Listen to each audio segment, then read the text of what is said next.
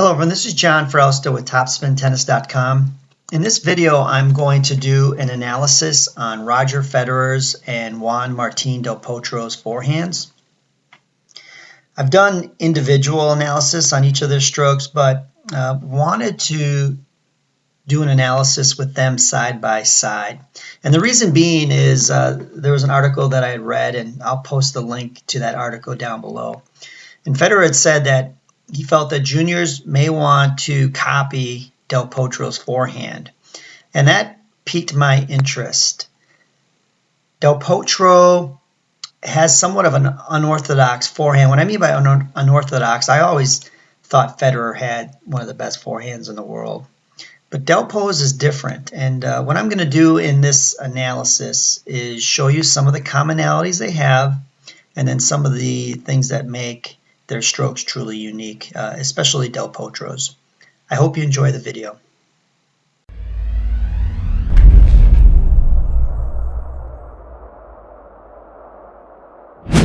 All right, so I broke down their strokes into 6 components.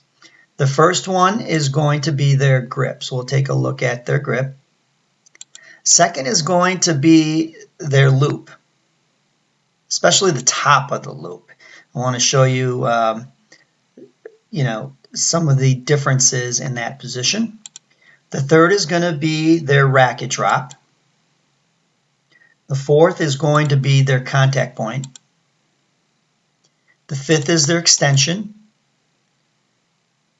And the sixth is going to be the finish.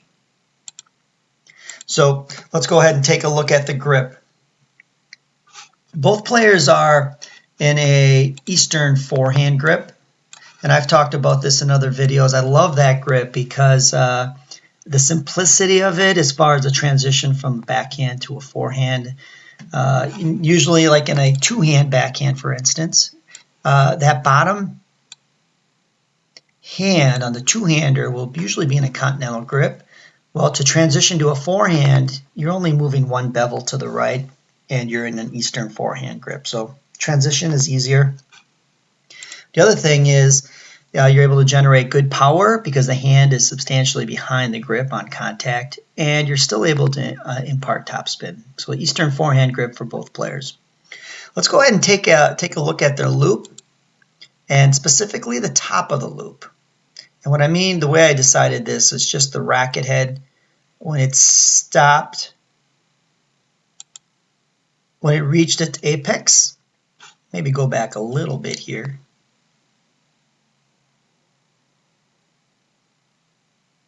So right there, racket is right at the top, it's starting to drop. So let's go ahead and look at this position and notice how Del Potro's racket head is high, but notice how his hand's already starting to drop.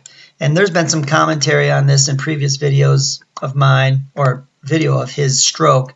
And I asked, why does he drop that racket or that non-hitting arm so quick? And is it because of his height, which I thought, or it's just his technique? Look at Federer. Federer's racket head is high, non-hitting hand is still high in this position. So substantially different in this position. Be interested in your thoughts. Why is Del Potro dropping that non-hitting arm so quickly? Let's go ahead and look at the racket drop. This is the third component of the stroke. And look at the difference here. I'm actually going to zoom in here. Look at Federer and look at Del Potro.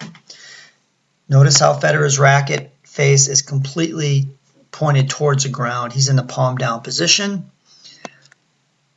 Let me get rid of one of those. Look at Del Potro, how his racket face is pointing towards the camera. He's in a palm out position. Notice how if he were to open up his hand here, you could see the palm of his hand. And Federer, notice he's palm down. So substantially different in this position here. I hit personally like Federer. I'm palm down in this position. Does anybody hit similar to Del Potro?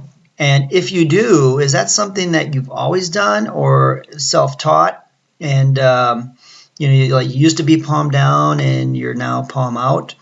Be interested in your thoughts. Any comments, please leave those in the comment section below.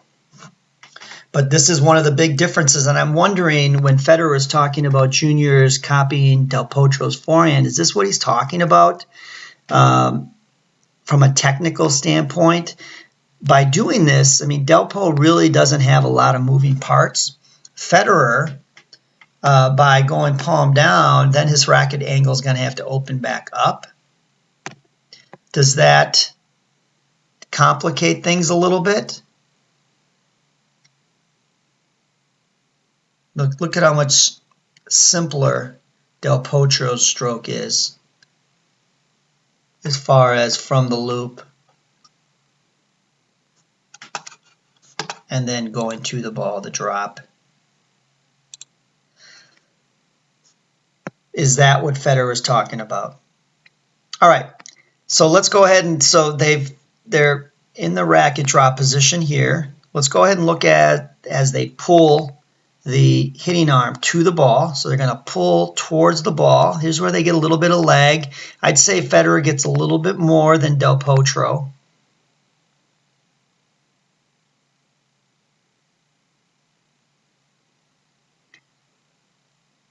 But watch this. Notice in this position how their racket angle is very similar, slightly closed. So Federer was palm down, Del Potro was palm out, and now they're in the same position. So it's amazing how technically how strokes can be different, but they still get into these signature positions. Notice too how their non-hitting arm is somewhat similar. Shoulders and hips are opening up. Now, one thing to keep in mind, too, let's talk about intent here. Del Potro, now let's pan out a little bit here.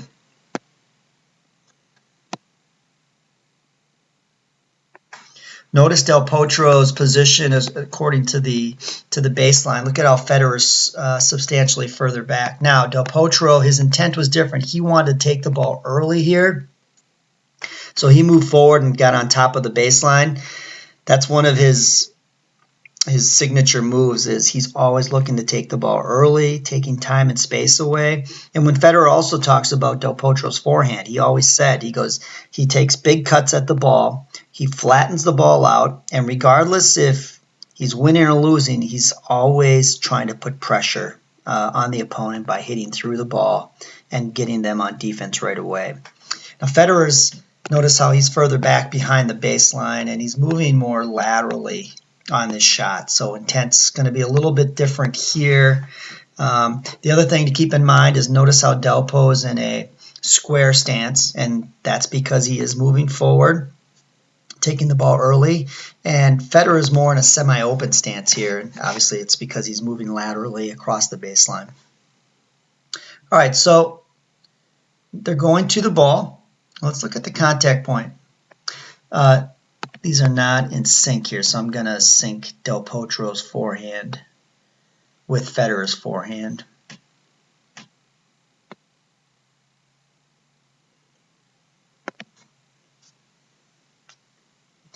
Notice where Del Potro's finding the ball. Notice how it's out in front of his body a little more. Now what's interesting here, and Federer's a little further back, but what's interesting is notice the hand position compared to the racket with Federer. Notice how his hand is a little bit behind the racket head. And that might be because he's going inside out with this shot.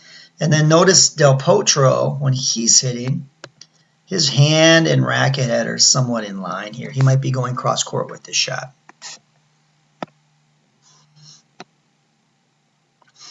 All right, so the other thing to keep in mind, one thing they have in common is they both hit with the straight arm position. Do you hit with the straight arm or bent position? And if anyone has hit with the bent position and went to straight arm position, I'd be interested in how that transitions work for you. Let's look at their extension. So that's basically after contact, and this is where you can see how Del Potro just really flattens the ball out. Swing path is fairly level. I mean, they're coming below the ball, but they really level it out here. And then just look at the extension with Del Po. It's about 10 frames after. And you can see the spacing here that Del Po gets from his body. Federer doesn't get as much, but Federer's already starting to pull up and across here with the stroke. Notice how Federer's so relaxed, how that racket just kind of rolls. They both get that position here where they drive the ball, racket head rolls, and then look at the finish.